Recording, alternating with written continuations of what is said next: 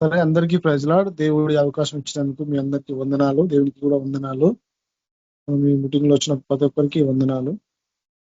ఎందుకంటే ఆయన అనుమతి లేని మనం ఏం చేయలేం మన జీవితాల్లో కదా. ఈ రోజంతా మనం విన్నది ఆయన కృపలో మనం జీవించడం చాలా అవసరం కదా. కాబట్టి మనం ఆన్లైన్ లో మీటింగ్ స్టార్ట్ చేసుకుందాం. స్టార్టింగ్ ప్రార్థన మన దీప సిస్టర్ చేస్తుంది. పాట ప్రియాంక సిస్టర్ పాడతారు. ఓకే బ్రదర్, ప్రైజ్ లో బ్రదర్. అందరికీ ప్రైజ్ లో. కళ్ళు మూసుకుంటే ప్రార్థన చేసుకుందాము. పరిశుద్ర ప్రేమల దేవ, కృపణ తండ్రి, దేవా యేసు ప్రభు, నీకు లెక్కలేని వందనాలు, కృతజ్ఞతాస్తుతులు, స్తోత్ర కలలియ రజ, పరిశుద్ర సర్వశక్తి మంతుడ, సర్వాధికారి, నీకు వందనాలు తండ్రి. జీవం కలిగిన దేవానికి వందనాలు తండ్రి. దేవ మా అందరిని సజ్జులెక్క నిలబెట్టిన గొప్ప దేవానికి వందనాలు ప్రభా. తండ్రి దేవాయసు ప్రభ, ఈ క్షణంలో ప్రభా ప్రార్థిస్తున్నగ తండ్రి, నీ యొక్క ఆత్మకార్యం చెరిగించండి. నీ యొక్క ప్రెజెన్స్ ప్రభ మా మధ్యలో ఉంచండి నాయన. నీ యొక్క పరిశుద్ధాత్మ ప్రభ మా అందరి మీద కుమరించండి నాయన. ప్రతి దినము తండ్రి నేను స్తుతించుటకు, ఆరాధించుటకు ఇచ్చిన సమయము అన్నిటిని బట్టి నీకు వందనాలు తండ్రి.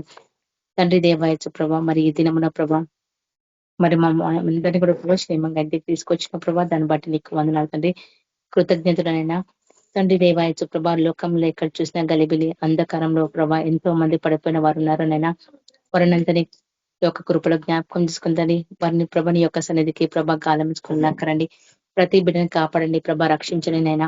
ఏ ఆత్మ నశించిపోవడానికి వీలేదు తండ్రి. ప్రతి ఆత్మ కొరకు తండ్రి మేమందరం భారంగా ప్రార్థించాలా, కన్నీటి ప్రార్థన చేయాలనైనా. దేవా కాలంలో ప్రభా ఇర్మియా ఎట్లయితే కన్నీటి ప్రార్థన చేసిన ప్రభా అనేక ఆత్మల కొరకు తండ్రి మేము కూడా అట్లా ప్రార్థించాలనైనా. దేవాయచు ప్రభా మాకు కూడా భారం కలగాలనైనా. ప్రతి ఆత్మ కోసం ప్రభా మేము భారంగా ప్రార్థించాలి తండ్రి. దేవాయచు ప్రభా ప్రతి దినము ప్రతి క్షణము ప్రభా నేను స్తుతించాలా, నేను ఆరాధించాలా, నీ కొరకు ప్రభా అనేకులకు నీతిని స్థితిని మేము ప్రకటించాలా ప్రభా. వాళ్ళ సహాయపడమని ప్రార్థిస్తాం తండ్రి. దేవాని యొక్క కృపాని యొక్క కనికరం ప్రభా మా పట్ల కుమరించమని ప్రార్థిస్తాం తండ్రి. దేవాయేసు ప్రభా ఈ క్షణం నుంచి ప్రభా నేను వెంబడించాల ప్రభా. ఇంకా మాలో ఏదైనా నిర్లక్ష్యమైన జీవితం ఉంటే ప్రభా తీసిపోయమని ప్రార్థిస్తాం తండ్రి. తండ్రి దేవాయచు ప్రభా ఇంకా మాలో ఏదైనా యాచకరం ఉంటే ప్రభా వాటిని మేము ఒప్పుకొని విడిచిపెట్టిస్తాం తండ్రి. తండ్రి దేవాయేసు ప్రభా మరి నీ యొక్క చిత్తాన్ని ప్రభా అనుసరించి మేము నడుచుకుంటాం తండ్రి. దేవుని యొక్క కార్యాలు ప్రభా భూమి మీద నెరవేర్చండి నైనా. ఏసా నీకు లెక్కలేని వందనాలు ప్రభా, కృతజ్ఞతలు నా తండ్రి. తండ్రి దేవాయచు ప్రభా మరి ఈ రోజు ప్రభా మన ప్రకటన గ్రంథం మేము వింటుండగా తండ్రి ఇవి మేము విని ప్రభా మా హృదయ పరీక్ష మేము రాసుకోవాలా, అనేకులకు కూడా ప్రభా మేము బోధించాలనైనా. ఏసా మరి మీరే మాకు సహాయం చేసే ప్రభా మరి పరిశుద్ధాత్మ మాకు నడుపు దయచేయండి.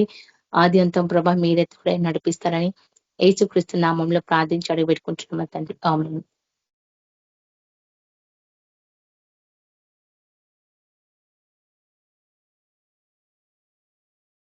ప్రైజ్ లార్డ్ అక్క. పాట సిస్టర్ పాడుతున్నా. అందరికీ ప్రైజ్ లార్డ్.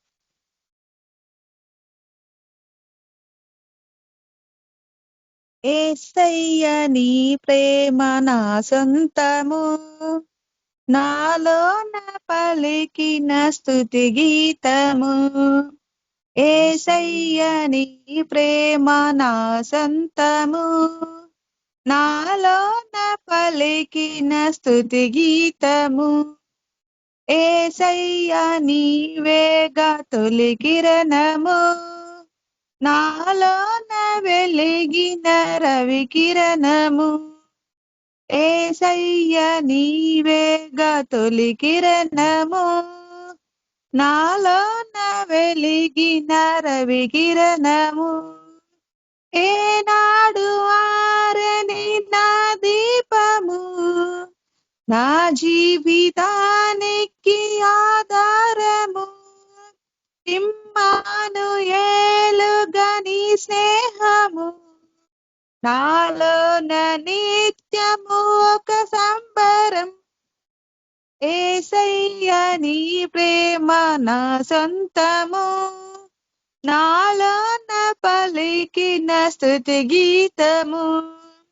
యేసయ్య నీవేగా తొలి కిరణము, నాలోన వెలిగిన రవి కిరణము. ఏ పాటి నన్ను ప్రేమించినావు, నీ ప్రేమలోనే నన్ను దాచినావు.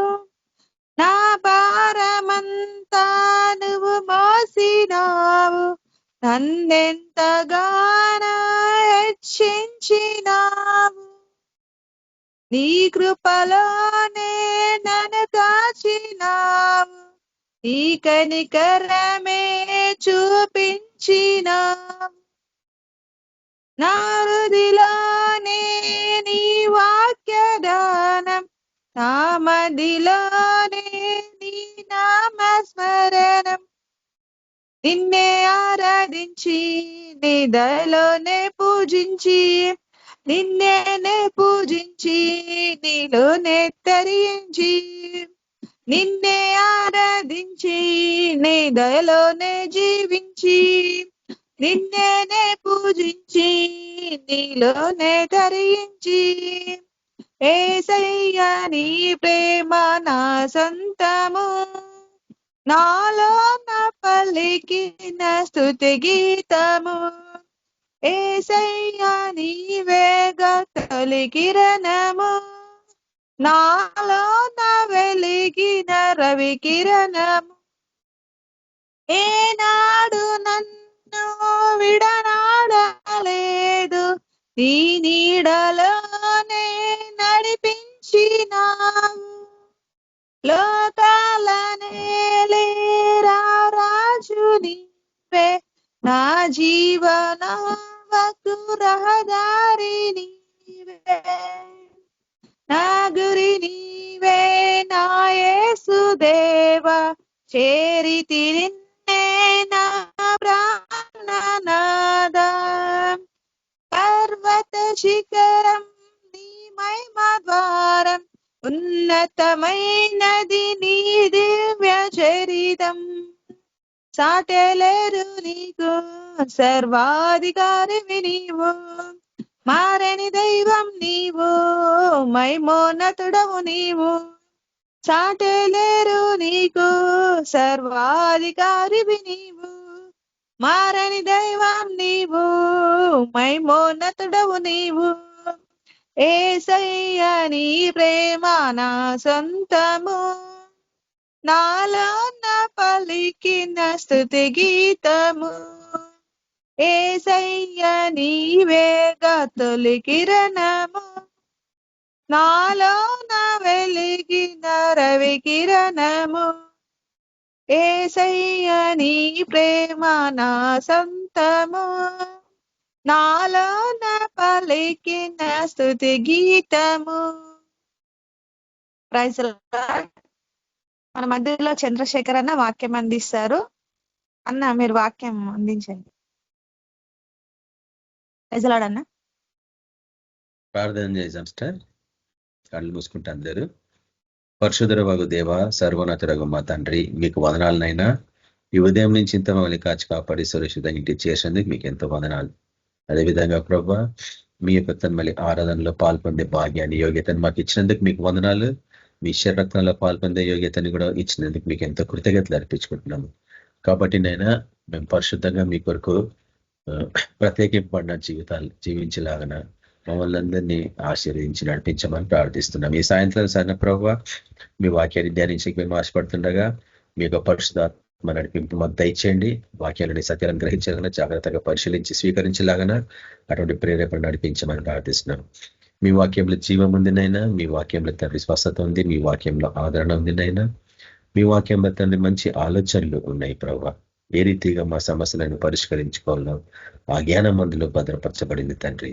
కాబట్టి నేను అటువంటి వాక్యాన్ని మేము సంపూర్ణంగా స్వీకరించి మా జీవితంలో వాడుకోలాగా, దాన్ని అనుభవపూర్వకంగా అన్నిట్లకు ప్రకటించి సాక్ష్యం పంచుకోలాగా సహాయపడమని ఓ ప్రభువా, వింటున్న వారందరి జీవితాలలో ఆశీర్వాదాలు అనుగ్రహించమని యేసు క్రీస్తు పరిశుద్ధ నామమున ప్రార్థిస్తున్నాం తండ్రి, ఆమేన్.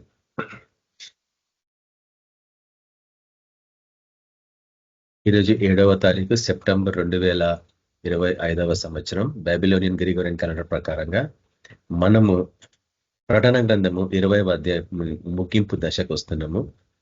బహుకాలం బట్టి గడిచింది మనం ఈ యొక్క అధ్యాయాన్ని ధ్యానిస్తూ. ఎందుకంటే ప్రకటన గ్రంథము 20వ అధ్యాయం అంతా ముఖ్యంగా గోగు మాగోగుల యుద్ధానికి సంబంధించిందని మనం ధ్యానిస్తా ఉన్నాం. అయితే గోగు మాగోగుకి సంబంధించిన అంశము ఎంత దీర్ఘంగా ధ్యానించినా అది సరిపోలేదు. ఎందుకంటే ఒక్కొక్క కోణం నుంచి దాన్ని చూసినప్పుడు ప్రకృతి సహజంగా కూడా జరిగిందని తెలుసు మనకి, కానీ ప్రపంచాత్మకంగా జరగలే. గోగు మాగోగులు ఎక్కడ ఉన్నాయి కూడా చాలా మందికి తెలియవు. కొంతమంది ప్రయత్నించినారు. ఉత్తర దిక్కునున్న దేశాలు, తర్వాత దక్షిణ దిక్కునున్న దేశాల మీదకి వస్తాయి యుద్ధానికని. ఉత్తరము దక్షిణానికి ఎప్పుడు పడదని మనకు తెలుసు ప్రపంచాత్మకంగా. North America, south America, north India, south India, north Korea, south Korea, అట్లా ప్రతి దశలో మనం చూస్తుంటాము ఉత్తర దిక్కు దక్షిణ దిక్కు వారికి పడదని. కానీ ఈ రెండు తెగల వారికి ఎందుకు యుద్ధాలు జరుగుతూ ఉంటాయి అనేది ఆత్మీయమైన విధానం. ముఖ్యంగా మనం గోగు మాగోగులకు సంబంధించిన యుద్ధం గురించి ధ్యానించినప్పుడు వీటన్నిటిని మనం ప్రయత్నిస్తున్నాం నేర్చుకోనికి. ముఖ్యంగా ఉత్తర దిక్కున ఏ దేశాలు ఉన్నాయి, దక్షిణ దిక్కున ఏ దేశాలు ఉన్నాయంటే మనము గతంలో చూసినాము అనేక వాక్యాలు. ముఖ్యంగా హెచ్కెల్ గ్రంథంలో 38వ అధ్యాయంలో మనం వాటన్నిటిని దీర్ఘంగా చూస్తా ఉన్నాం. కానీ ప్రభు మనకు ఒక విషయాన్ని బయలుపరిచండి ఏంటంటే, అది మనం చూస్తా ఉన్నాము, ఇవన్నీ ఆత్మీయమైనవి, పాతవి గతించి సమస్తం కృతమైనవి. కాబట్టి ఆత్మలో ఈ యుద్ధాలు దేనికి సంబంధించినవి? ఆత్మీయ ప్రపంచంలో అడుగు పెడితే కానీ ఇవి గ్రహించలేం. కానీ దురదృష్టం ఏంటంటే ఈరోజు మతపరమైన క్రైస్తవ జీవితం ఇంకా ప్రకృతి సహజంగానే చూస్తుంది ప్రతి విషయాన్ని. సూచనల గురించి, అద్భుతాల గురించి అనేకంగా ప్రయాసపడతా ఉన్నారు. కానీ యోనాని గురించిన సూచన తప్ప ఇంకా వేరే సూచన దేవుడు ఇవ్వనన్నాడు ఈ తరానికి. యోనాని గురించిన సూచన ఏంది అంటే రక్షణ అనుభవం, రక్షణ సందేశం గురించి. మన ప్రభు ఏ రీతిగా అయితే మరణించి సమాధి చేయబడి మూడో నాడు తిరిగి లేచిండో అదే యోనాని గురించిన సూచన. అది బహు ప్రాముఖ్యమైంది చెడ్డతరానికి, ఈ రోజు ఉన్న తరానికి.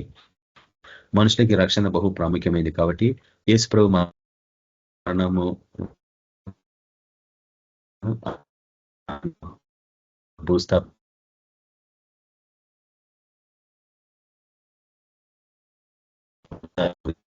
దాని తర్వాత ఆయన రాకడ కొరకు కనిపెట్టుకోవాలా. ఇది బహు ప్రాముఖ్యమైనది క్రైస్తవ జీవితంలో. అంటే అడుగడుగున అంచెలంచెలుగా ఏ రీతిగా ఆత్మలో ఎదగాలన్న ఆ విషయాలని ఈ వాక్యాలన్నీ మనకి బయలుపరుస్తా ఉన్నాయి. అయితే క్రైస్తవ జీవితం నిలువెచ్చిన జీవితంగా మారడానికి మనము ఎన్నో వాక్యాలు ధ్యానిస్తా ఉన్నాం. మనుషులు క్రమేణా నిలువెచ్చిన జీవితానికి ఎందుకు అలవాటు పడతారు అంటే ఈ రోజు ఉంటున్న వ్యవస్థ, తర్వాత సమర్థించుకోవడము, సమాధాన పడడం ఈ లోకంతో. కాంప్రమైజ్డ్ లైఫ్ అంటాం దీన్ని. ఆయన కొరకు మనము ప్రత్యేకింపబడ్డ వారమే. నాజీలు చేపటి జీవితం అని అనేక పర్యాలు ధ్యానిస్తూ ఉంటాం. అయినా కానీ మనము ఈ లోకంతో సంధి చేసుకుంటూ ఉంటాము, సమాధాన పడుతూ ఉంటాము. ఈ లోకంతో స్నేహం, దేవునితో వైరం అన్న విషయం కూడా మనం మర్చిపోయినాం అన్నట్టు క్రైస్తవ జీవితంలో. అందరితో సమాధానంగా ఉండాలా, అందరినీ ప్రేమపూర్వకంగా మనము సంబోధించాలా, వాళ్ళతో సంభాషించాలా, అన్ని ప్రాముఖ్యమైనవి. కానీ వారి సంస్కృతి తట్టు మనం తిరగద్దు. అంటే ఈ లోకపు విధానాలు మనం నేర్చుకోవద్దు. ఈ లోకపు విధానాలకి మనం బహు దూరంగా ఉండాలనేది మనం నేర్చుకుంటున్నాం ఇక్కడ. ఎందుకంటే ఈ లోకమంతా శపితమైంది, ఇందులో మరణం తప్ప ఏమీ లేదు. కానీ మనం మరణం నుంచి దాటిన వాళ్ళము, జీవంలోకి వచ్చిన వాళ్ళం కాబట్టి పరలోక సంబంధమైన విషయాల పట్ల ఆసక్తి ఉండాలి. అందుకే అనేక పర్యాలు మీకు చూపిస్తూ ఉంటాం మనం. కొలస్సీయుల రాసిన పత్రిక 3వ అధ్యాయంలో, మీరు క్రీస్తు కూడా లేపబడిన వారైతే పైన వాటినే వెతకుడి. పైన ఏమున్నాయో వెతకాలా. ఎందుకు వెతకాలంటే చెప్పండి, ఎవరు చెప్పగలరు? ఎందుకు వెతకాలా? మీరు క్రీస్తు కూడా నిజంగా లేపబడిన వారైతే, అంటే రక్షణ అనుభవం కలిగి, అంటే ఆయనతో మరణించి సమాధి చేయబడి ఆయనతో పాటు భూస్థాపన చేయబడి మూడవ నాడు తిరిగి లేచిన నీవు క్రీస్తు కూడా లేపబడిన వాడవు, లేపబడ్డ దానవు. కాబట్టి పైన వాటిని వెతకాల. పైన ఏమున్నాయి చెప్పండి, ఎవరు చెప్పగలరు? చాలా మంది దాన్ని సమర్థిస్తూ ఉంటారు. పైన ఎక్కడ దొరుకుతాయి అంటే బైబిల్ దొరుకుతాయి అంటారు. కానీ మనకు తెలుసు బైబిల్ అనేది బేసిక్. ఎవరో దాని ఫుల్ ఫామ్ కూడా చెప్తా ఉన్నారు. బైబిల్ ఫుల్ ఫామ్ ఏంటంటే basic instructions before leaving earth. Full form అంటే దాని అర్థం ఏంటంటే, అంటే అసలు నిజమైనది కాదు కానీ ఒక రకమైన అర్థాన్ని సూచిస్తుంది అది. బేసిక్ ఇన్స్ట్రక్షన్స్ అంటే మూలపాఠంలు అన్నట్టు. బేసిక్ అంటే మూలపాఠంలు. పసిపిల్లలకి మూలపాఠంలు అవసరం, పెద్దవాళ్ళకి మూలపాఠంలు కాదు. వాళ్ళు మూలపాఠంలో దాటి ముందుకు వెళ్ళాల. అంటే ఆత్మీయ స్థితిలో ఏం జరుగుతుందో తెలుసుకోవాలా, ప్రపంచాత్మకంగా ఏం జరుగుతుందో తెలుసుకోవాలా, ప్రపంచం అంతటా ఉన్న మోసాన్ని పసిగట్టాలా, దాన్ని మనుషులకు చూపించాలా. మోసపోకూడి ప్రభు చెప్తాను, నువ్వు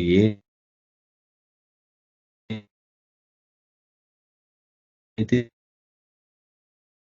విత్తనాన్ని విత్తుతావా, ప్రకృతి సహజమైన పంటనే కోస్తావు. ఆత్మీయమైన విత్తనాన్ని విత్తితే ఆత్మీయతనే నువ్వు కోసుకుంటావు, పంటనే కోసుకుంటా ఉంటావు. మనకు అనుగ్రహించబడ్డ విషయం అదే.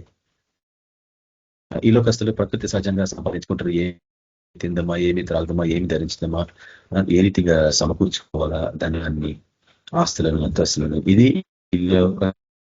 లోకమైన మనము పైన వాటిని వెతుకుతున్నాం. పైన ఏమని చెప్పండి, అసలైన పైన. ఎందుకంటే ఈ లోకాలనే అన్ని నీడలు, నిజ స్వరూపం పరలోకంలో ఉంది కదా. నిజ స్వరూపాన్ని వెతుకోవడం కొరకు మనం ప్రయాసపడుతున్నాం అన్నట్టు. అందుకే మనకి ఇవన్నీ దేవుడు చూపిస్తా ఉన్నాడు.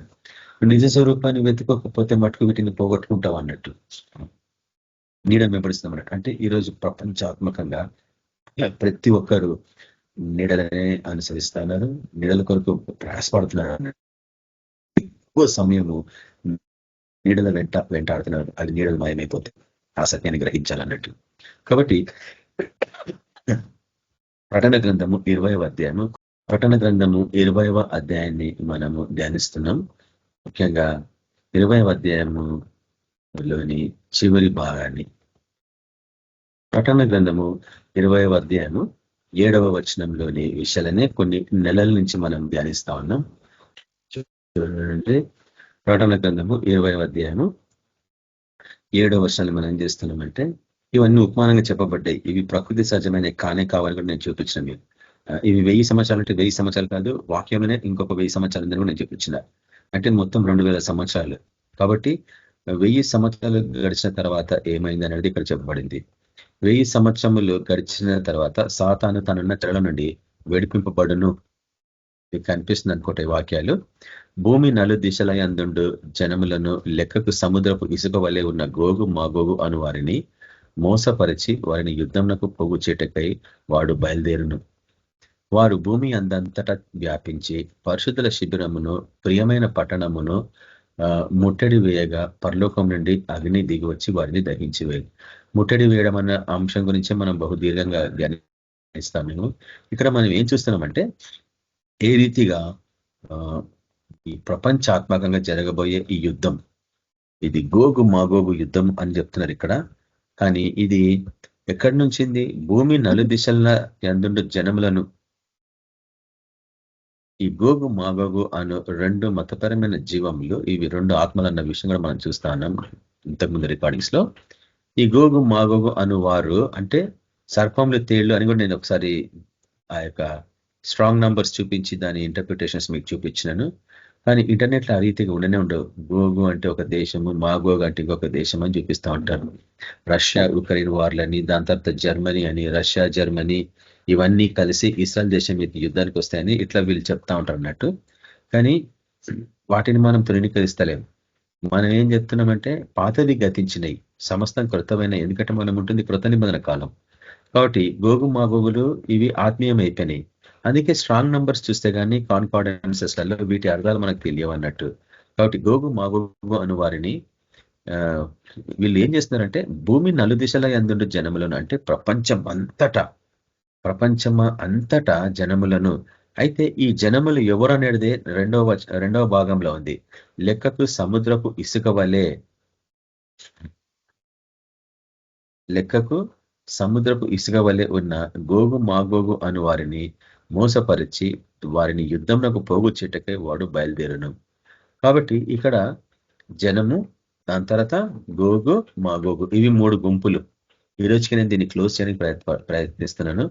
ఇక్కడ ప్రభు చిత్తం ఆయన ఏ రీతిగా నడిపిస్తే ఆయనకి మహిమ కలుగును గాక.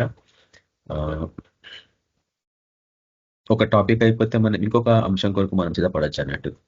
అయితే ప్రపంచం అంతటా, నలు దిశలు అంటే ప్రపంచం అంతటా ప్రజలు, జనములు అన్నప్పుడు మనం అర్థం చేసుకోవాల్సిందంటే గొప్ప జన సమూహము, మతపరమైన గుంపు అని అర్థం. తర్వాత గోగు మాగోగు అంటే ఇవి 2 గుంపులు, మతపరమైన గుంపులు. అంటే మొత్తం ఇక్కడ 3 గుంపులు కనిపిస్తున్నాయి. మన అనేక పర్యాలు చూస్తూ ఉంటాము. ప్రకటన గ్రంథం అంతా 4 మతపరమైన గుంపుల గురించి చెప్పబడిందని. ఇక్కడ 3 చూస్తున్నాము. 4వ గుంపు పరిశుద్ధుల గుంపు అని మనం చూస్తాం. అయితే ఈ గోగు మాగోగు అను వారిని, తర్వాత ఈ భూమిని ఇక్కడున్న మనుషులను, అంటే మొత్తం 3 గుంపులను సాతానుడు ఏం చేస్తుండు, మోసపరిచి వారందరినీ యుద్ధంనకు పోగు చేస్తా ఉన్నాడు. సరే, ఈ యుద్ధం ఎవరికి వ్యతిరేకంగా తెలుసు మనకి? ఒక గుంపుకు వ్యతిరేకంగా.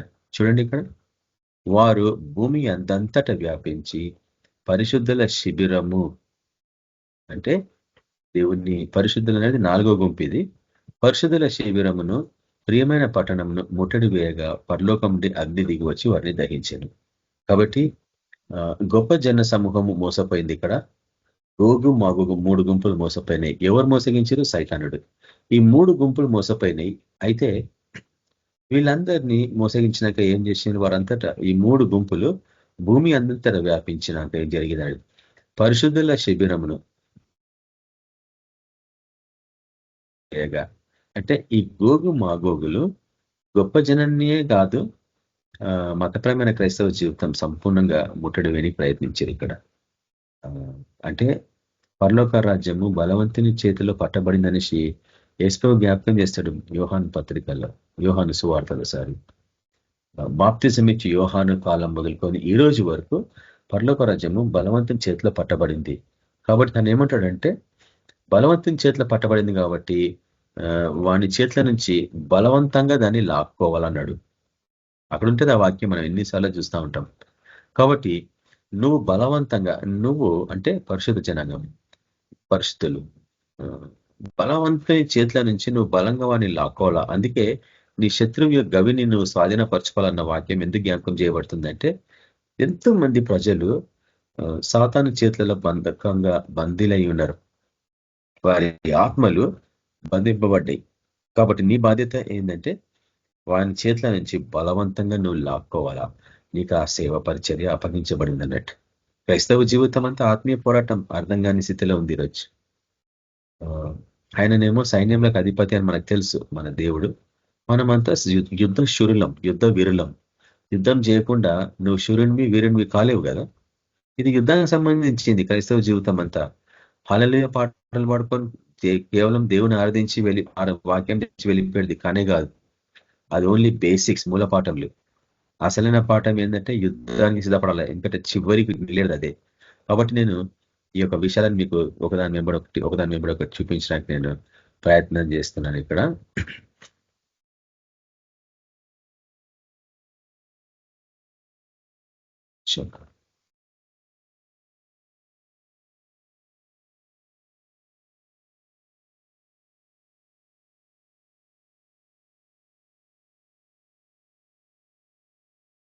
కాబట్టి ఈ గొప్ప జనము, తర్వాత గోగు మాగోగుల వారు ఏ రీతిగా మోసపోయింది అనేదే ఈరోజు నేను కొన్ని విషయాలు మీకు చూపించిన ఆశపడుతున్నా. ఎట్లా మోసపోతారు? ఎందుకంటే ప్రభు ఎన్నో పర్యాలు చెప్పిండు, ఎవడును మత్తయి సువార్త 24 ఎవరును చూచుకొనిడి అన్నాడు. సరే, మీరు నేను మోసపోలేదు కదా, నేను ప్రభుత్వనే ఉన్నాను, నేను చర్చిలు ఉంటాను, ఆరాధిస్తాను, ఉపాసం ఉంటాను, అన్ని బాగానే చేస్తూ ఉంటాను. సరే, నీ బోధ విధానం ఏంది? నువ్వు నమ్ముకున్న బోధ ఎటువంటిది? ఒకసారి నువ్వు వ్యక్తపరిచినావు అంటే నువ్వు మోసపోయినవా లేదని తెలిసిపోతుంటుంది. తర్వాత నువ్వు మోసపోయినట్లు నీకు ఎట్టి పరిస్థితుల్లో తెలియదు. వన్ వే ఉంటే ఇన్ఫర్మేషన్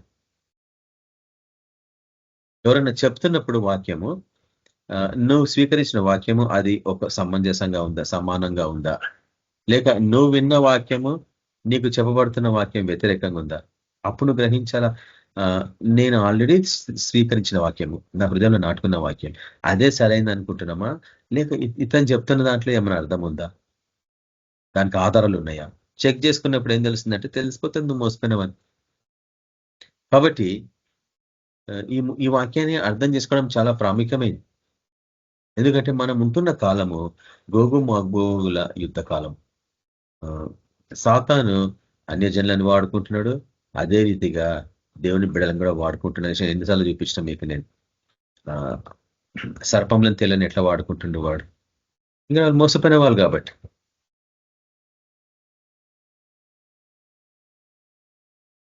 వాడు ఆ యొక్క కల్వరిశిలలో దేవుడు వాడిని ఆల్రెడీ బంధించిండని మనకు తెలుసు. బంధించిండు కాబట్టి సువార్త పరిచయ ప్రపంచాత్మకంగా కొనసాగుతుందన్న విషయం మీకు తెలుసు. ఈ సువార్త వ్యాప్తి చెందే కొద్దీ హింస ప్రపంచాత్మకంగా మరణకాండ కూడా ఉన్నది. ఇవన్నీ నెరవేరుతూనే ఉన్నాయి. ఒక దిక్కు ప్రజలు మరణించడము, హతసాక్షులు కావడము, ఇంకో దిక్కు సువార్త విస్తరించడము, అనేకులు ప్రభుని తెలుసుకోవడం, ఇలాంటివన్నీ జరుగుతున్నాయి. కానీ ఆయన ప్రవచనాలని మనము ధ్యానించినప్పుడు ఈ విషయాలు జ్ఞాపకం చేయబడుతున్నాయి. ఎందుకంటే దేవుడు ఎందుకు పర్మిట్ చేస్తున్నాడు అనేది, ఆయన ఎందుకు పర్మిట్ చేస్తున్నాడు ఇటువంటి పరిస్థితులని. ముఖ్యంగా దేవుని బిడ్డలు ఎందుకు ఈ రీతిగా బానిసలైపోతున్నారు, ఎందుకు వాళ్ళు మరణించాల్సి వస్తుంది. చూడండి, యాక్సిడెంట్స్ అవుతా ఉంటాయి, తుఫాన్లు వస్తూ ఉంటాయి, భూకంపాలు వస్తూ ఉంటాయి, ఎన్నో వస్తూ ఉంటాయి. అలా అందులో ఎంతమంది చనిపోతున్నారు, ఎవరు చనిపోతున్నారంటే క్రైస్తవులు ఉండరా? అట్లా కష్టంగా ఉంటారు కదా. మరి మీరు అనొచ్చు, ఇది ఎట్లా సాధ్యం బ్రదర్? తన బిడ్డల్ని దేవుడు కాపాడాలి కదా. ఆయన పక్షపాతి కాదు, ఆయన కాపాడాలనుకుంటే అందరినీ కాపాడుతాడు. మనమే వాటిని గ్రహించలేని స్థితిలో ఉన్నాం. ఉపద్రవం రాబోతుందని తెలుసుకున్నప్పుడు దాని నుంచి తప్పించుకోవాలంటది వాక్యం. కానీ ఉపద్రవం వస్తుందని ఎవరు నీకు చెప్పారు? వాళ్ళు చెప్పినా నువ్వు వినలేని స్థితిలో ఉన్నావు, లేక ఎక్కడో చెప్తున్నా కానీ నువ్వు ఇంకెక్కడో ఉన్నావేమో.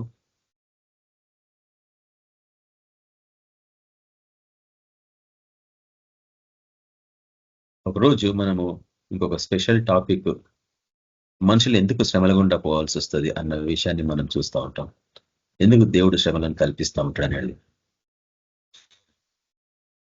కాబట్టి ఈ గోగు మాగోగు అనువారు ఉత్తర దిక్కు నుండి వస్తున్నారనే విషయం మనకు తెలుసు. ఉత్తరము అన్నప్పుడు మనకు అర్థం చేసుకోవాల్సింది ఏంటంటే, ఉత్తరము ఎప్పుడు చల్ల ప్రాంతాలు, చల్ల ప్రదేశాలు కాబట్టి చల్లగా ఉండేది సర్పాలకు సాదృశ్యం అని మనం అర్థం చేసుకోవాలా.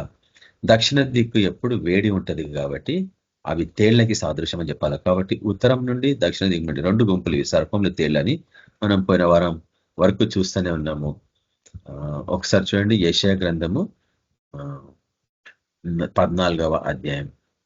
యెషయా గ్రంథము 14వ అధ్యాయం.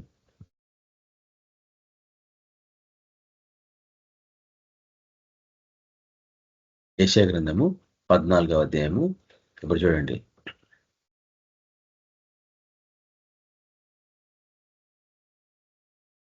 2వ వచనం నుంచి.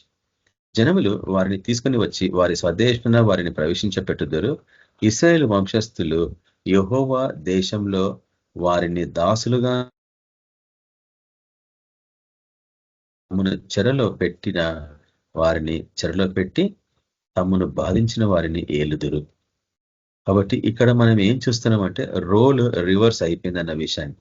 తమ్మును బాధించిన వారిని ఏలుదురు అంటే చివరికి వచ్చేటప్పటికి ఇశ్రాయేలు జీవితం ఎట్లా తయారవుతుంది? ఏలనగా యెహోవా యాకోబునందు జాలిపడను, ఇంకాను ఇశ్రాయేలును ఏర్పరచుకును, వారిని స్వదేశంలో నివసింపజేయను. ఇది ఒక ప్రవచనం అన్నట్టు. అయితే ఇది నెరవేరినది ప్రకృతి సహజంగా మనం అందరం చేసుకుంటున్నాం, కానీ ఇది ఆత్మీయమైంది అన్న విషయం మనం అర్థం చేసుకోవాలా. మనకి అర్థం అవ్వాల్సింది ఏంటంటే, యాకోబు అన్నప్పుడు యేసునందు యేసు ప్రభుని సంతోషంగా స్వీకరించిన వారికి సాదృశ్యం. యాకోబు అంటే పెనుగులాడేవాడు అని అర్థం కదా, ఇశ్రాయేల్ గా మార్చబడేండు. కాబట్టి అంటే పెనుగులాడేవాడు అంటే పోట్లాడేవాడు, అంటే శ్రమ పడేవాడు అన్నట్టు, బహుగా శ్రమలు పడేవాడు అన్నట్టు. కాబట్టి ఈ శ్రమలో ఎటువంటి పరిస్థితి ఉంటుంది? నువ్వు వీరిని జయించాలని చెప్తున్నాడు. ఎవరిని? సర్పంలను తెల్లని ఈ గుంపులని జయించాలా అని ఈ యొక్క వాక్యం జ్ఞాపకం చేయబడుతుంది. ఎవరిని బాధించారో వాళ్ళ మీద నువ్వు విజయం పొందాలా అని చెప్తుంది వాక్యం. అదే విధంగా చూడండి,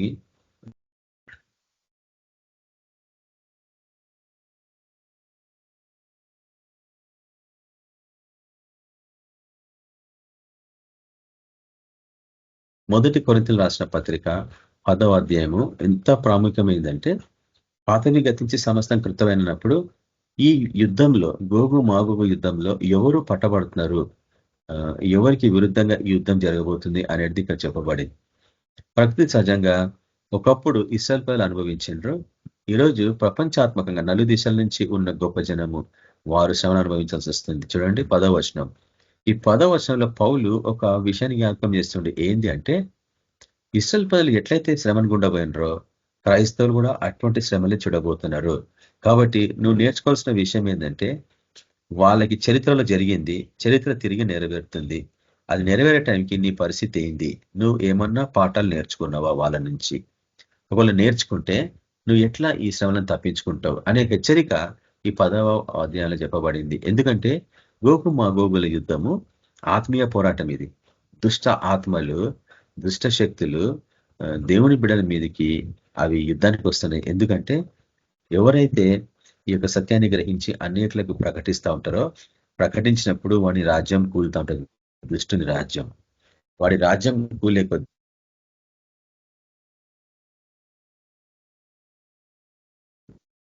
ధరించుకుంటేనే కానీ వాడిని ఎదుర్కోలేమన్నట్టు. ఈరోజు ముఖ్యంగా నడుమునకు సత్యం అనేది గట్టి లేదు. నువ్వు ఏ కవచమని ధరించుకో, నువ్వు శిరస్త్రానము రక్షణ అనుభవం ఉంది నీకు, అన్నీ ఉండి నడుమునకు బెల్ట్ లేకపోతే ఏమో తెలుసా. ఎవరైనా అటుపోయిన వారం చూపించినట్టున్నా నేను. బెల్ట్ కి అన్ని కట్టబడి ఉంటాయి. ప్రతి కవచం, యుద్ధోపకరణాలన్నీ సర్వాంగ కవచం అంటాము. అవన్నీ తల నుంచి మోకాళ్ళ వరకు అన్ని బెల్ట్ కి హుక్ చేయబడి ఉంటాయి అన్నట్టు. బెల్ట్ లేకపోతే ఏమవుతుందంటే అవన్నీ ఊడిపోతాయి అన్నట్టు. బెల్ట్ ఊడిపోతే తక్కినన్నీ ఊడిపోతాయి అన్నట్టు. అంటే నీ రక్షణ కూడా. అందుకు సత్యంని నమ్మకపోతే అబద్ధాన్ని నమ్మాల్సి వస్తుందని మనం చెప్పాలి. ఇప్పుడు చూడండి 10వ వచనంలో పౌలు ఈ విషయాన్ని జ్ఞాపకం చేసిండు. వారు ఏ రీతిగా అయితే ఆ శత్రువుల దండెత్తి వచ్చినప్పుడు చెరలోనికి పోయినరు, మీరు అట్లా పోకుండా ఉండాలంటే ఏం చేయాలా అని 10వ అధ్యాయంలో జ్ఞాపకం చేస్తా ఉన్నాడు. చూడండి 1వ వచనం. సహోదరులారా, ఈ సంగతి మీకు తెలియకుండా నాకు ఇష్టం లేదు. ఇవి ఎక్కడ రాయబడలేదు, ఫస్ట్ టైం ఇది పౌలు ద్వారా ఇవి చెప్పబడుతున్నాయి. అదేదనగా మన పితరులందరూ మేఘము క్రింద నుండి వారందరూ సముద్రంలో నడిచిపోయి, అందరూ మోషను బట్టి మేఘంలోను సముద్రంలోను బాప్తిజమం పొందిరి. చూడండి, పాత నిబంధన కాలపు బాప్తిజమం అనే విషయం జ్ఞాపకం చేస్తున్నాడు. అందరూ ఆత్మ సంబంధమైన ఒకే ఆహారాన్ని భుజించే నాకు తెలుసు మీకు అందరికీ. అందరూ ఆత్మ సంబంధమైన ఒకే పానీయంను పానము చేసరి. ఏదనగా తమను వెంబడించిన ఆత్మ సంబంధమైన బండలోనిది త్రాగిరి ఆ బండ క్రీస్తే. ఇప్పుడు చూడండి, అయితే అంటే మన్నాని భుజించినారు, ఉపమానరీతిగా బాప్సం పొందినారు, దాని తర్వాత జీవజలము తాగిండ్రు. అయినా కానీ ఏం జరిగింది అంటే ఉపమానరీతిగా వారు అన్ని క్రైస్తవ జీవితం ఎట్లుందో అటువంటి జీవితమే అనుభవించిండ్రు. కానీ 5వ వర్షం నుంచి చెప్తున్నాడు ఏం జరిగింది వాళ్ళందరికీ. అయితే వారిలో ఎక్కువ మంది, అది అండర్లైన్ చేసుకోవాలి ఆ పదం, వారిలో ఎక్కువ మంది దేవునికి ఇష్టంగా ఉండలేకపోయింది. ఈ ఉదయం మీకు అదే చూపిస్తాను నేను వాక్యం. హానోకు 365 సంవత్సరంలో దేవునికి ఇష్టంగా ఉండి నడిచిండు. ఇష్టంగా ఉండకపోతే వాడు నడవగలడా? బైబిల్లో వాక్యం జ్ఞాపకంగా వస్తుంది, సమ్మతింపకుండా ఎవరినూ కలిసి నడవరని. ఇప్పుడు ఎవరితో నువ్వు ప్రయాణం చేయాలంటే సమ్మతించాలి కదా. సమ్మతించకుండా ఎవరు ప్రయాణం చేయలేడు. పరిచర్య కూడా అంతే, సేవ పరిచర్య కూడా అంతే.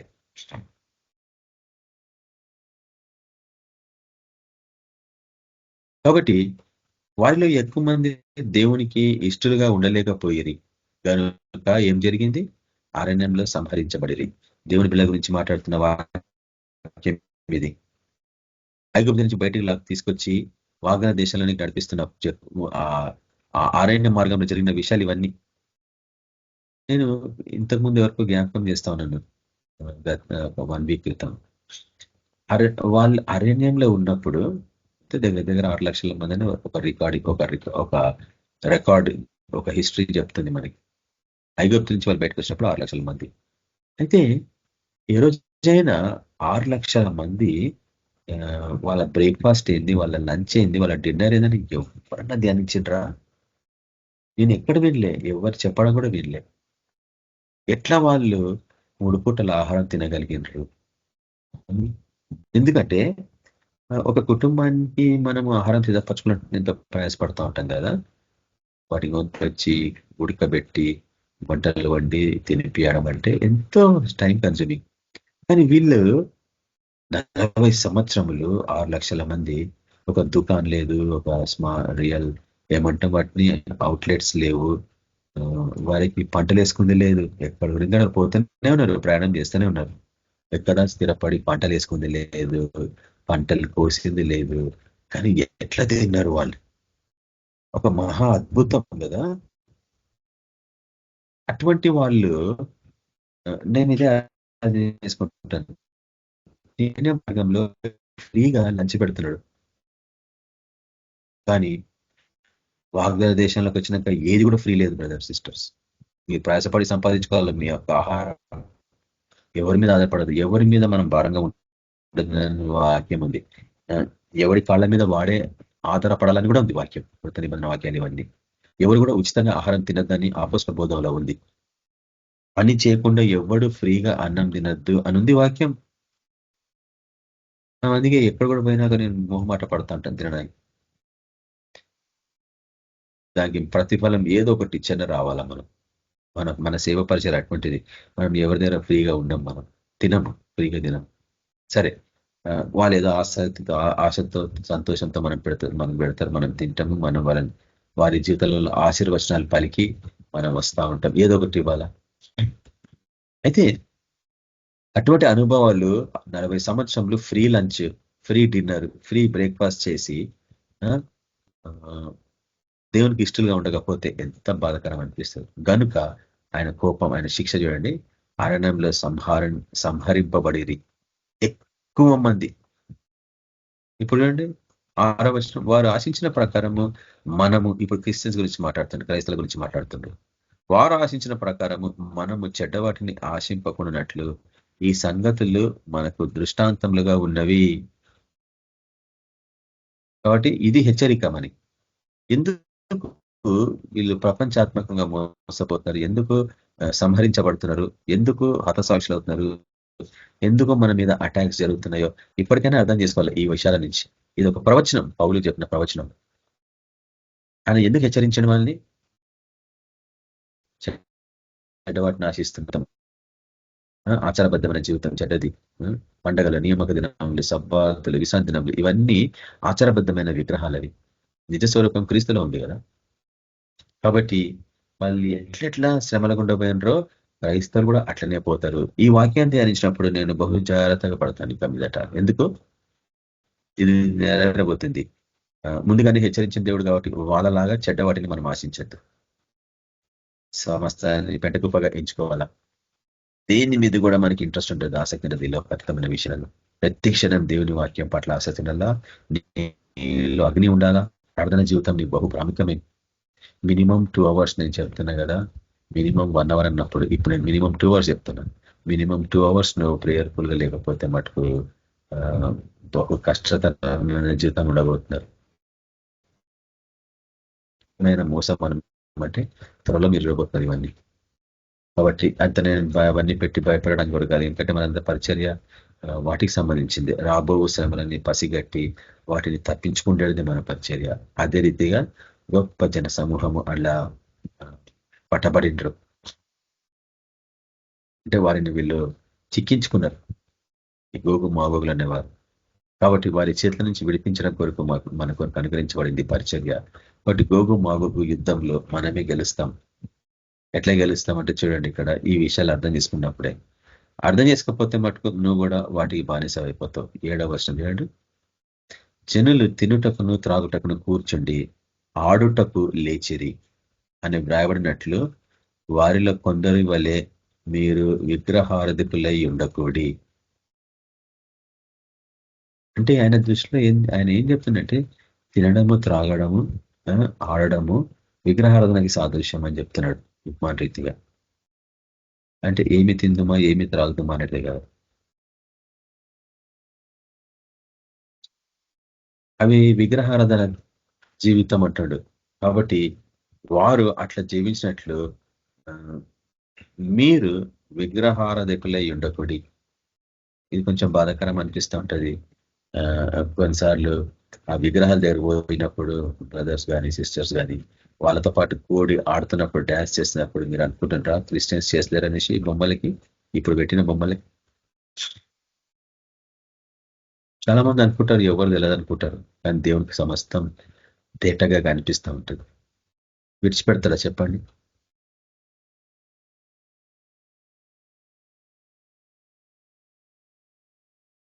సంహారానికి అప్పగిస్తాడు దేవుడు. చూడండి 8వ వచనం, మరియు వారి వలె మనము వ్యభిచరింపక యుందము.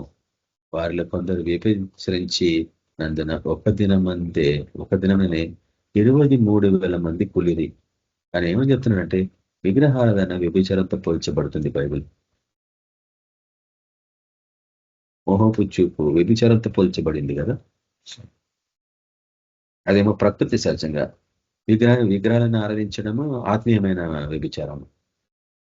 కాబట్టి 23,000 మంది ఒక్క దినమ కూలిపోయినారు.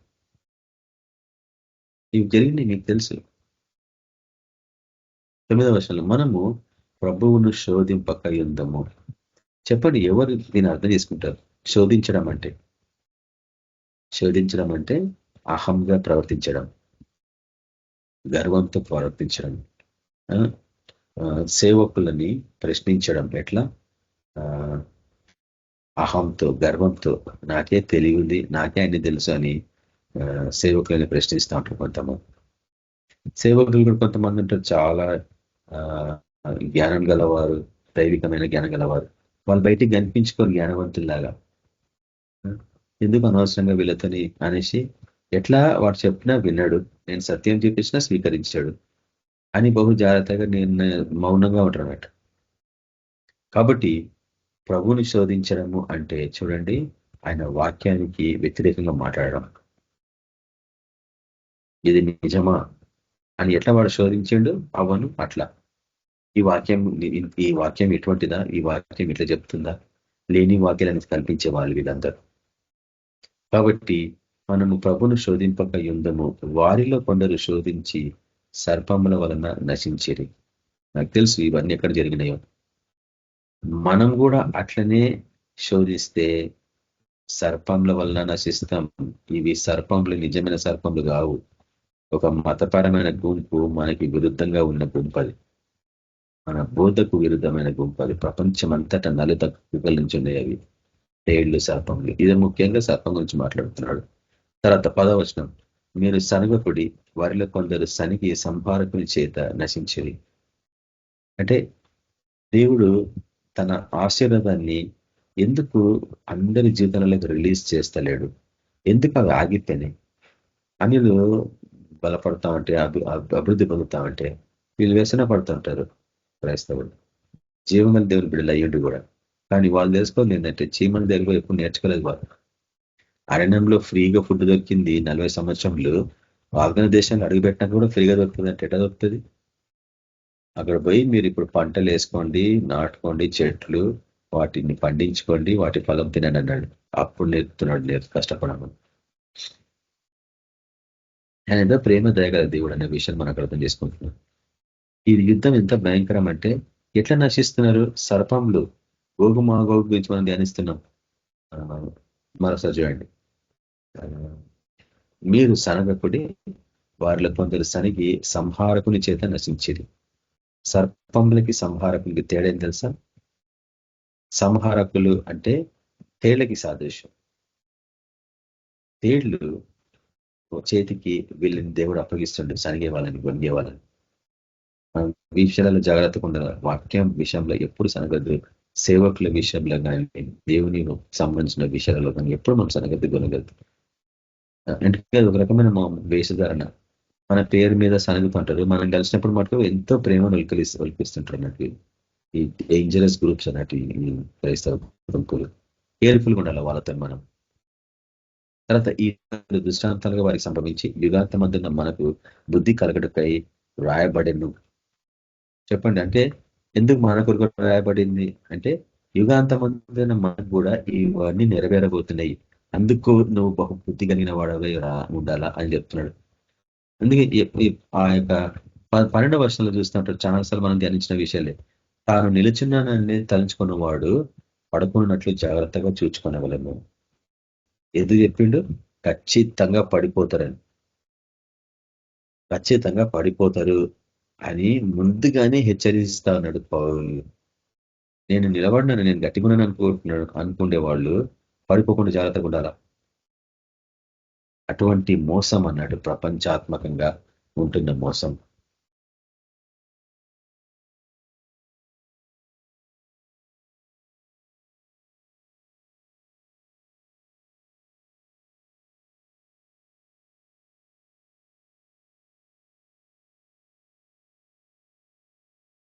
అపోస్తల కార్యంలో ఒక వాక్యాన్ని మనం చూస్తున్నాం ఇప్పుడు.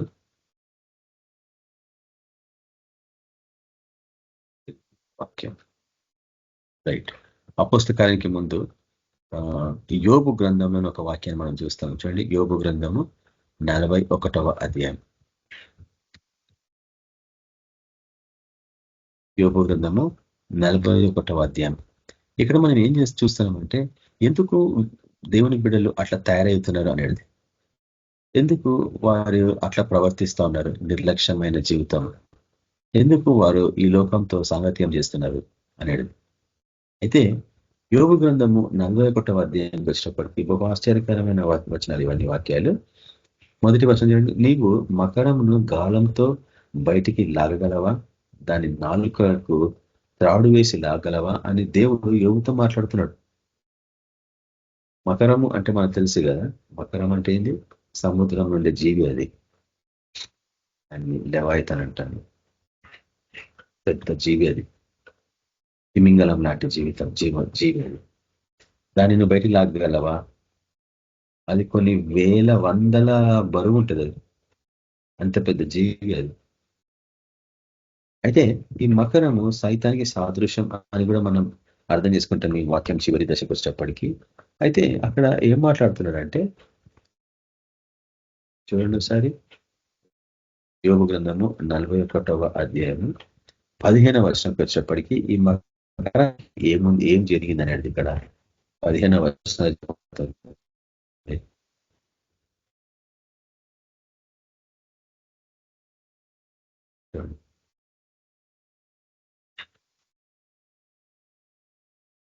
15వ వచనంకి వచ్చేటప్పటికీ అంటే ఈ మకరము అంటే సముద్రంలో ఉండే ఆ యొక్క జీవి, దాని పేరు లెవాయతన్, మకరానికి సంబంధించిన పోలేదు.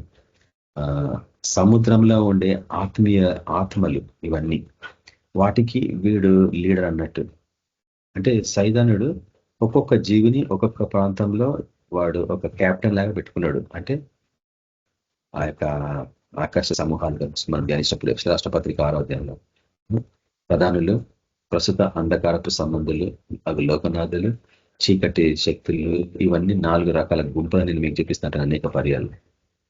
వీటితో మనం పోరాడుతున్నాం, మనుషులతో కాదని చెప్తుంది ఆ వాక్యం. అయితే ఈ మకరం అనేది సముద్రంలో ఉండే చీకటి శక్తులకు అన్నిటికీ ఒక లీడర్.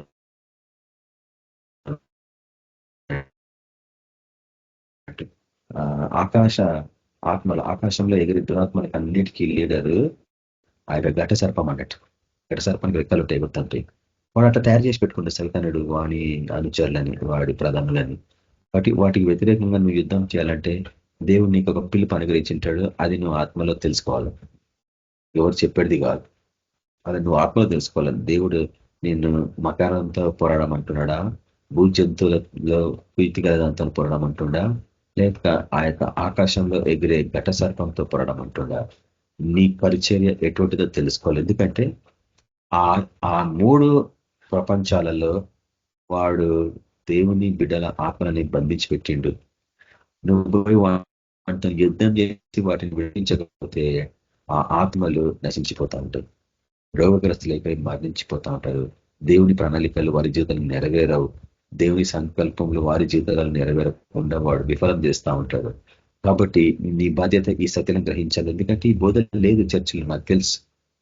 మీరు ఎక్కడ ఉన్నా నాకు చూపించని నేను ఒప్పుకుంటా, కానీ నాకు తెలిసి ఈ బోధ లేదు ఎక్కడ. ఎందుకు లేదంటే వారికి అవి అనుగ్రహించబడలేదు, ఇవి మీకు అనుగ్రహించబడింది మన ప్రభు అన్నాడా లేదా? ఇవన్నీ ఒక తరానికి అనుగ్రహించబడింది అన్నాడు. వారికి అనుగ్రహించబడలేదు, ఇవి మీకు అనుగ్రహించబడ్డాయి అన్నాడు. వాళ్ళు నాకు అనుగ్రహించబడ్డప్పుడు నేను దాన్ని స్వీకరించాల్సిందే కదా. ప్రాముఖ్యమైనది నేను స్వీకరిస్తాను, దాన్ని అనుభవపూర్వకంగా పసిగడతాను, ప్రార్థన పూర్వకంగా తెలుసుకుంటాను. ఆయన మాట్లాడే దేవుడు, ఆయన ఖచ్చితంగా చూపించే దేవుడు, వీటన్నిటిని చూపిస్తాడు. ఈ సత్యాలను గ్రహించినాక నువ్వేం చేస్తావు? అన్నిట్లో పోయి చూపిస్తా ఉంటావు. ఇప్పుడు చేస్తున్న పని అది. మనం అనేక ప్రాంతాల్లో పోయి ప్రతి ఒక్కరికి ఇవన్నీ చూపిస్తూ ఉంటాం. దుష్టుడు ఏ రీతిగా వ్యతిరేకిస్తుంటాడు? నీ అనుచరులతోని, నీతో పాటు ఉన్న వాళ్ళతోనే వ్యతిరేకం చూపిస్తుంటాడు. ఎందుకంటే వాడు అదొక సునాయాసమైన మార్గం అనుకున్నాడు. నీ పక్కనే ఉంటాడు ఇస్కరియోతు యూదా, తేలు వలె నిన్ను కాటేస్తాడు ముద్దు పెట్టి. అది ప్రభు జీవితంలో చూస్తున్నాం. అట్లనే ఈ రోజు కూడా అనేక మంది ఇస్కరియోతు యూదాలు బయలుదేరారు మన మధ్యలో. వాళ్ళు కూడా మరి దేవుని పరిచారకులే, కానీ వారి పిలుపు ఎట్లుందో ఊహించుకోండి. వాళ్ళు పిలుపు తగినట్లు జీవించలేకపోతే వాడు ఏం చేస్తున్నాడు? ధన వ్యామోహంతో, ఎప్పుడు ధనం ఉండే కదా ఇస్కరియోతు యూదా అకౌంటెంట్. 12 మంది శిష్యులలో ఇస్కరియోతు యూదా అకౌంటెంట్. వచ్చిన కానుకలన్నీ ఆయన జమ చేసి లెక్కగట్టేటోడు. కాబట్టి ధనం మీద ఆయనకి వ్యామోహం వచ్చింది. అందుకే వెండి కాసులు తెచ్చుకున్నాడు ప్రభు నమ్మేయడానికి. బాధకరంగా ఈరోజు కూడా ఆ దృష్టిని, ఆ యొక్క ఇస్కరియోతు యూదా సైతాను ప్రపంచాలలో పట్టబడింది, ఒక ప్రధానిగా తయారైపోయాడు.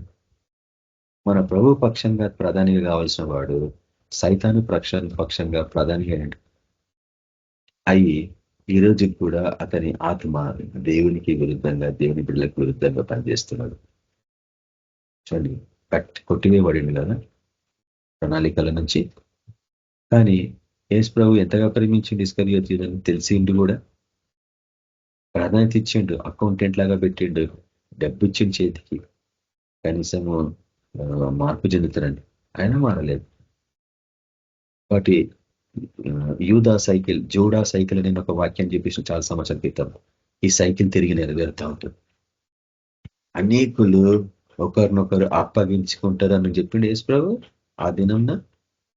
అంటే ఎంతమంది ఇస్కరియోతు యూదాలు నీతో పాటు ఉంటారో ఊహించుకో. ఓ జాగ్రత్తగా ఉండాల మనం. ప్రభుని సిలువేసినట్లు వాళ్ళు మనల్ని సిలువేస్తారు. కాబట్టి ఇస్కరియోతు యూదులను బహు జాగ్రత్తగా పరిశీలించాలా. ఓర్పుతో మన ప్రభు ఎట్లా ఓర్పు సహనంతో అతన్ని భరించిండో మనం కూడా భరించాలా, తర్వాత రిలీజ్ చేసేయాలా. దుష్టాత్మల సమూహానికి వాళ్ళని మనం రిలీజ్ చేయాలి. ఎందుకంటే కొరింథీయులకు రాసిన పత్రికలో ఉంది అట్లా వాక్యం. నేను ఎందుకంటే మన డైరెక్షన్ కాబట్టి సంబంధించిన విషయాలు ఇక్కడ కొన్ని ఉన్నాయి. చూడండి ఎక్కడ ఉన్నది.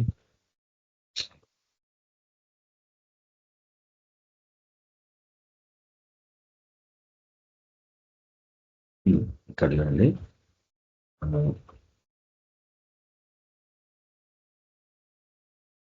దానికి సంబంధించి అంటే దాని గుణగణాలు ఇవన్నీ ఇక్కడ చెప్తున్నాడు. ఎవరికైనా ఆసక్తి ఉంటే స్ట్రాంగ్ నంబర్స్ చూసి ప్రతి ఇక్కడ చెప్పబడ్డ ప్రతి వాక్యాలని దానికి దాని అవయవముల గురించి, దాని తర్వాత దాని పై కవచమును, దానికి 2 దవడల నడిమికి ఎవడన్నా రాగలడా అంటే ఇవన్నీ ఎందుకు చెప్తుంది? ప్రతి చిహ్నానికి ఒక ఆత్మీయ సత్యాన్ని దేవుడు భద్రపరిచిండు. అవి మనం తెలుసుకోవాలా. జస్ట్ అట్లా గుడిగా చదివేసి వెళ్ళిపోతుంటాం కాబట్టి ఎన్ని సంవత్సరాలైనా దొరకవు ఇవి. కానీ ఇక్కడ ఒక విషయం నేను చూపించాల్సిపడుతుంది. చూడండి 15వ వచనంలో, దాని గట్టి పొలుసులు దానికి అతిశయాస్పదము. అంటే ఇవన్నీ చిహ్నాలు ఎటువంటి వాటికి సంబంధించిన జ్ఞానం అక్కడ దేవుడికి బయలుపరుస్తుండు. పొలుసులు అంటే తెలుసా మీకు? అంటే చేప పొలుసు అని తెలుసు, కంటికి పొరలను కూడా పొలుసులు అంటారు. కాబట్టి దానికి ఉండే పొలుసులు దానికి అతిశయాస్పదం. అంటే పొలుసులు అనేది గర్వానికి సాదృశ్యం. ఎక్కడ ఉంటుంది చెప్పండి గర్వం? మతపరమైన జీవితంలో ఉంటుంది గర్వం. నాకు అంత తెలుసులే అనేది గర్వం.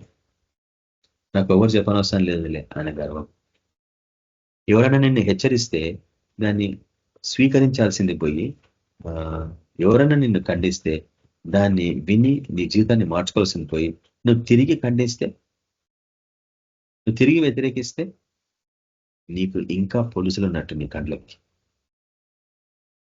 అందుకే చూడండి, అపోస్తల కార్యంలో ఒక వాక్యాన్ని నేను చూపిస్తాను. అపోస్తల కార్యంలో 19వ అధ్యాయము 18వ వచనం. అపోస్తల కార్యము 9వ అధ్యాయము 18వ వచనం.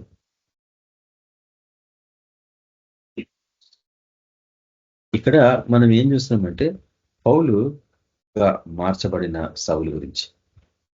ఆయన సౌలుగా ఉండి ఎటువంటి జీవితం జీవించడం మీకు తెలుసు. ఎంతో గర్వంగా, ఎంతో అహం కలిగిన వాడై ఉండి ఎంతో రోషంతో నేను దేవుని పక్షంగానే ఉన్నాననేసి క్రైస్తవులను చంపడానికి బయలుదేరాడు. స్టెఫెన్ని చంపించినప్పుడు ఆయన సర్టిఫై చేసిండంట, అంటే చంపిన వాళ్ళది ఏం తప్పులేదని ఆమోదించాడు, అంటే యాక్సెప్ట్ చేసిండు, అప్రూవ్ చేసిండు అన్నట్టు. అటువంటి వాడి గురించి ఇక్కడ చెప్తా ఉన్నాడు.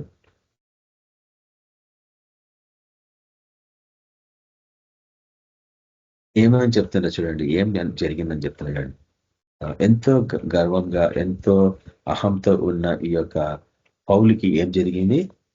సౌలుగా ఉన్నప్పుడు దమస్కు మార్గంలో ప్రభు మధ్యాహ్నం పూట కనిపించినప్పుడు ఆ వెలుగులో నుంచి, దగరగా మరుస్తున్న వెలుగులో నుంచి ఆయన స్వరం విన్నప్పుడు ఆయనకి ఏం జరిగింది? ఆ దర్శనాన్ని చూసి గుడ్డివాడు అయిపోయాడు. ఎప్పుడైనా చూడండి, యేసుని చూసేంత వరకు నువ్వు గర్వంతోనే ఉంటావు. యేసుని చూసినాకనే నీ గర్వం పోతుంది. అందుకే నేను ఎన్నిసార్లు హెచ్చరిస్తూ ఉంటాను మన పరిచర్యలో, ప్రభుని చూడడానికి ప్రయాసపడండి, ఉపవాస ప్రార్థన చేయండి. ఒక్కసారి చాలు. నేను ప్రతి చూడమని చెప్తలేను, ఈ లైఫ్ లో ఒక్కసారి చూడడానికి ప్రయత్నించు. ఆల్రెడీ సగం లైఫ్ అయిపోయింది కదా. కాబట్టి ఒక్కసారి ఆయనని ముఖ దర్శనం చేసుకోండి. ఈ శరీరంలో ఉన్నప్పుడే నీ శరీరం మొత్తం తారుమారైపోతుంది, నీ జీవితం సంపూర్ణంగా మార్పు చెందుతుంది. సమస్తం అప్పును పెట్టుకుపగించుకుంటావు. ఒక్కసారి ఆయన చూడాలంటే నువ్వు ఆయన స్వరం వింటే ఇంకా మంచిదే, ఆయనని పట్టుకుంటే ఇంకా మంచిదే. పట్టుకోవాలంటే మరీ పరిశుద్ధంగా ఉండాలా? అంత ఈజీ కాదు. తోమనే పట్టనీయలేదు, ముట్టనీయలేదు. మగ్గుల్ని మరియానే ముట్టనీయలేదు. నిజంగా తోమ ఆయన గాయాలు చేయబెట్టినట్టు పెట్టలేదు. ఆయన గాయాలలో నేను చేయబెడితే నమ్మను అని చెప్పిన వాడు ఆయన గాయాలు చూపిస్తే చేయబెట్టిండా? పెట్టలేదు. మగ్గులని మరి ఆయన ముట్టమంటే ముట్టుకోకుండా అన్నాడు. ఎందుకంటే ఆయన అతి పరిశుద్ధుడు మన ప్రభు. హృదయ శుద్ధి గలవారి దేవుని చూచేస్తారు. నీ హృదయం శుద్ధి ఉండాలి కదా. మరి ఎట్లుంటే శుద్ధి? వాక్యమే శుద్ధీకరిస్తూ ఉంటుంది. వాక్యంలో నానబడ్డ జీవితము, ఉదకం చేత స్నానం, నిర్మలమైన ఉదకం చేత స్నానం చేయబడ్డ జీవితం అంట ఎబిలస్ను పత్రికల పౌలు. ఆయన వాక్యంలో నువ్వు స్నానం చేయబడాలంటే నీ తలంచారికల వరకు అది నేను శుద్ధీకరించిండాల. అటువంటి స్థితిలో తప్ప నువ్వు ఆయన చూడలేవు, ఆయన స్వరం వినలేవు, పరలోక దర్శనాలు కాలగానే కలగలేవు. అతి పరిశుద్ధ స్థలం ఆ సియోను పర్వతం నువ్వు ఎక్కలేవు. ఇదేమో గోగు మాగోగుల యుద్ధము ఆత్మీయమైంది. దుష్టశక్తులు రాత్రి బగళ్ళు నిన్ను అటాక్ చేస్తున్నాయి, నీ కుటుంబాలను అటాక్ చేస్తున్నాయి, నీ పిల్లల్ని అటాక్ చేస్తున్నాయి, నీ భార్యని, నీ భర్తని, భంధువులని, నీ సంఘస్థులని అటాక్ చేస్తున్నాయి, నీ దేశాన్ని అటాక్ చేస్తున్నాయి. నువ్వు ఈ పోరాటంలో ఈ సత్యాన్ని గ్రహించిన నువ్వు ఈ వాటికి విరుద్ధంగా నిలబడిపోతున్నావు.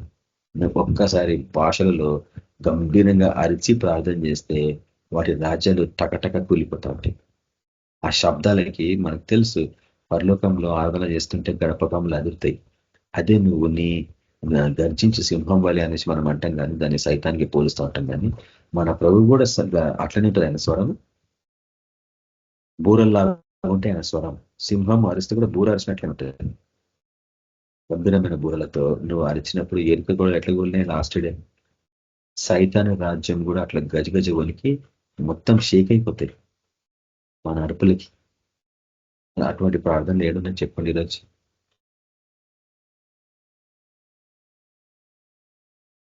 పొరలు ఉండడము గర్వానికి సాదృశ్యం. మతపరమైన జీవితం గర్వంతో పూల్చబడింది. ఆ యొక్క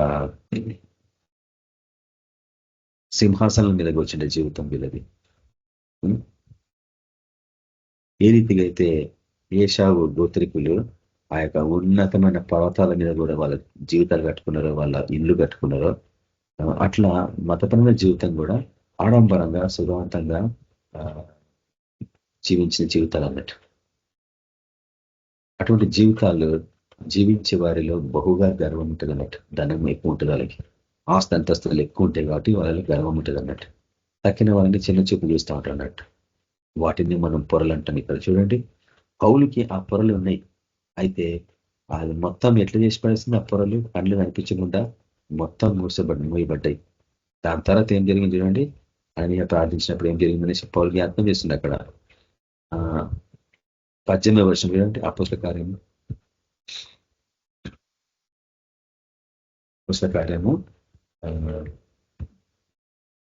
9వ అధ్యాయము 18వ వర్షంలో, అప్పుడే అతని కనుల నుండి పొరల వంటివి రాలగా దృష్టి కలిగి లేచి బాప్తిస్మం పొందెను. తరువాత ఆహారం పుచ్చుకొని బలపడెను. అననీయ ప్రార్థన చేస్తే తన కనుల పొరలు బయటపడిపోయినాయి. దాని తర్వాత దృష్టి తిరిగి వచ్చింది. అంతవరకు లేదా దృష్టి కనుల పొరలకు ముందు ఉండే కదా. కానీ అప్పుడు అహాంతో కలిగిన దృష్టి, ఇప్పుడు సాత్వికంతో కలిగిన జీవపు విధానం. ఆ దృష్టి పొరలు పోవాలా, నీలో గర్వం పోవాలా. నువ్వు మాట్లాడితే గొడపలాగా మాట్లాడుతున్నావా లేక ఘట సర్పంలాగా మాట్లాడుతున్నావా? వాక్యం అట్లుంది. వాక్యం అట్లుంది. చూస్తేనేమో గొర్రెపిల్ల, కానీ దాని స్వరము ఘట సర్పంలాగా ఉంటుంది. నీ ప్రార్థన, నీ బోధ విధానంలో నువ్వు చూసుకోవాలా, నువ్వు నిజంగా గొర్రెపిల్లలాగా ఉన్నావా లేక ఘట సర్పంలాగా ఉన్నావా? ప్రేమని ప్రకటించాలి కదా మన పరిచర్యలు అనేకులకి. అది గమనించండి. నువ్వు నిజంగా ప్రేమను ప్రకటిస్తున్నావా? ఈ ఉదయకాలం నేను మీకు చూపిస్తాను కదా వాక్యం. ప్రపంచంలో బహు భయంకరమైన అంటే న్యూక్లియర్ బాంబు, అణుబాంబ్స్ అంటాం కదా, అణుబాంబు కంటే కూడా బహు పవర్ఫుల్ అయింది ఏ ఆయుధం అంటే ప్రేమ. ప్రభు ఆ యొక్క కల్వసులో ఎటువంటి ప్రేమ చూపించిండో ఆ ప్రేమని నువ్వు కలిగి అన్నిటిని సహించి, అన్నిటిని తాళి, అన్నిటిని భరించి నువ్వు జీవించగలిగితే ఎటువంటి మనిషి కఠినుడు మారాల్సిందే. ఎందుకంటే ఆ బాంబ్ అంతా పవర్ఫుల్ బాంబ్. ప్రేమ సిద్ధాంతం, క్రైస్తవ జీవితం అంతా ప్రేమ సిద్ధాంతం. ప్రేమతోనే మనం అందరినీ పొందుకోవాలా. పగనికి అప్పిపించేది ప్రేమ. కాబట్టి నీ కనులలో ఉన్న ఆ పొరల వంటివి పోకపోతే మటుకు నువ్వు మొదటి 3 గుంపులనే ఉండిపోతావు. మోసపోయిన గుంపు, మోసపోయిన జీవితం. ఈ గర్వంలో ఉండే వాళ్ళు, కనుల పొరలు ఉండే వాళ్ళు ఏమంటారు తెలుసా? ప్రభువా నీ నామన ప్రవచించలేదా అంటాడు.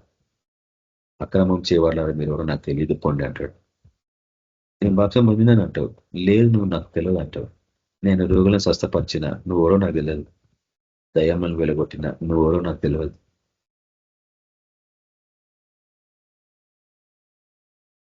కాబట్టి ఆ దినము బహు భయంకరమైన దినం. అటువంటి స్థితిలో నువ్వు ఎవరో నాకు తెలియదంటే నీ పరిస్థితి ఏమేదో ఊహించుకోండి. నేను వాక్యాన్ని క్లోజ్ చేస్తున్నాను. ఆనెస్ట్లీ ఈరోజు క్లోజ్ చేద్దాం అనుకున్నాను, గోగు మాగోగు బోధ. కానీ ఇంకా చాలా వాక్యాలు అట్లనే పెండింగ్ లో ఉన్నాయి. ఒక్క వాక్యాన్ని నేను చూపించేసి ముగించేస్తాను.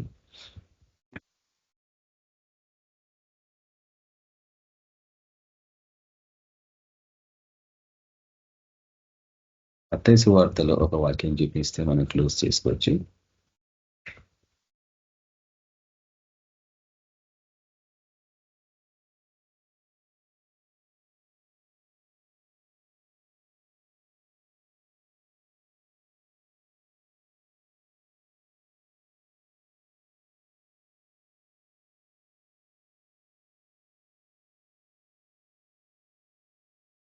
చూడండి,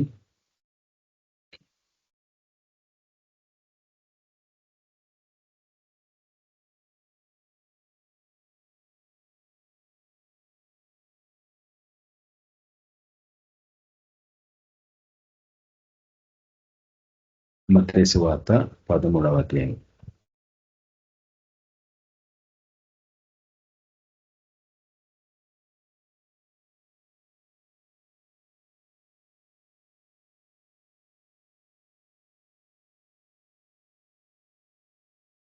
మత్తయి సువార్త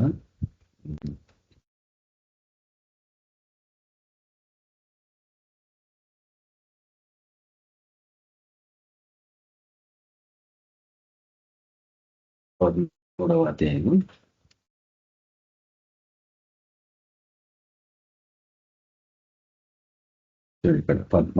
13వ అధ్యాయంలో ఆయన ఉపమాన రీతిగా ఎన్నో విషయాలు మాట్లాడుతూ 11వ వర్షం కష్టపడికి పరలోక రాజ్య మర్మములు ఎరుగుట మీకు అనుగ్రహింపబడినది కానీ వారికి అనుగ్రహింపబడలేదంటే ఒక గుంపు ఏదో గుంపు ఆ 3 గుంపులు ఏవవి గోగు మాగోగు మరియు గొప్ప జనం వారికి అనుగ్రహించబడలేదు కానీ మీకు అనుగ్రహించబడింది. మీరెవరు?